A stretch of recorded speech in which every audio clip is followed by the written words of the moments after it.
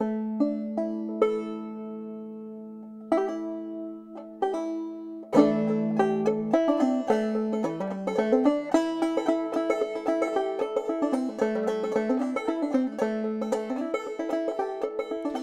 the early 19th century, the term armory referred to only the place of manufacture of arms, but later came to be used in connection with militia headquarters.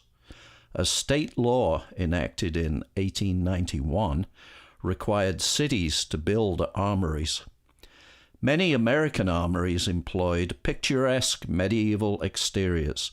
They contained shooting galleries, offices, and gymnasiums that also functioned as drill halls.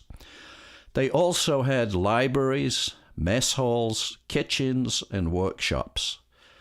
An armory served the purposes of a military club as well as of a military storehouse and drill shed. State-organized militias have existed in America since colonial days. They formed the original basis of the Revolutionary Army until the Continental Congress organized its own troops. Enacted in 1792, the Militia Act stipulated that all able-bodied men were to be enrolled in the militia. After the War of 1812, a need for a regular standing army was apparent. By mid-century, states devised a new system of voluntary militias that eventually became the National Guard. In the Spanish-American War, most Minnesota participants came from the ranks of the National Guard. Company G, made up of Red Wing men, served in Manila and returned home from the Spanish-American War to a celebration in 1899. Recognizing a need for an armory, the company bought a property on Plum Street and in 1901 erected a massive Richardsonian Romanesque-style building constructed of brick, limestone, and brownstone trim.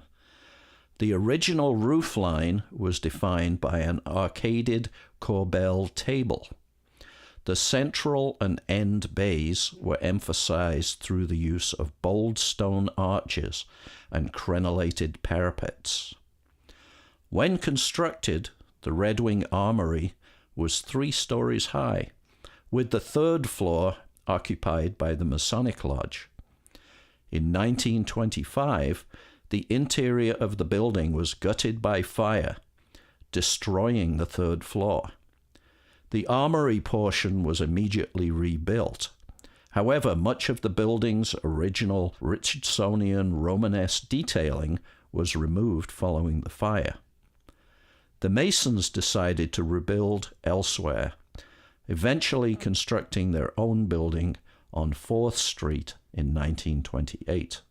Their one-time presence is reflected by a pane of carved stone Masonic symbols which continues to ornament the belt course between the 1st and 2nd stories of the southernmost bay.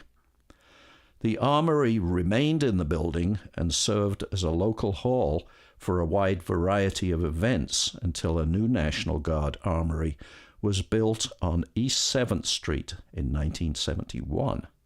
Today, the historic armory structure is used as an office, retail, and restaurant complex.